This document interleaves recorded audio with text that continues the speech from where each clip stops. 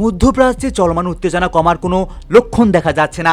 Iran ও যুক্তরাষ্ট্রের মধ্যকার যুদ্ধবিরতি আগামী রোববার শেষ হতে পারে বলে জানিয়েছে প্রভাবশালী ইসরায়েলি গণমাধ্যম কান।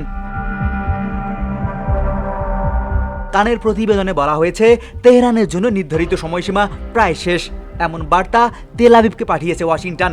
মার্কিন প্রেসিডেন্ট ডোনাল্ড ট্রাম্প নাকি দ্রুত একটি নির্দিষ্ট সমঝোতায় বসতে চান। তবে ইসরায়েলি সূত্রগুলো বলছে, এই সপ্তাহে যুক্তরাষ্ট্র ও ইরানের আলোচনায় বড় কোনো অগ্রগতির সম্ভাবনা কম।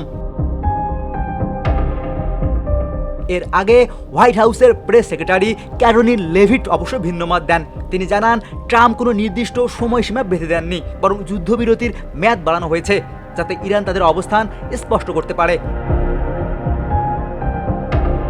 এদিকে নতুন করে উদ্বেগ তৈরি করেছে পারস্য উপসাগরের তলদেশে থাকা ইন্টারনেট অবকাঠামো নিয়ে ইরানের সম্ভাব্য হুমকি।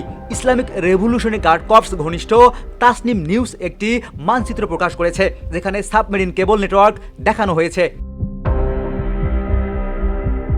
অন্যদিকে উত্তেজনার মধ্যে কূটনৈতিক তৎপরতাও চলছে জোরে সোরে। ইসরায়েল ও লেবাননের মধ্যে দ্বিতীয় দফার বৈঠক আজ ওয়াশিংটনে অনুষ্ঠিত হতে যাচ্ছে। এর আগে 16 এপ্রিল প্রথম দফার বৈঠকের পর দুই দেশের মধ্যে 10 দিনের একটি অস্থায়ী যুদ্ধবিরতি কার্যকর হয়।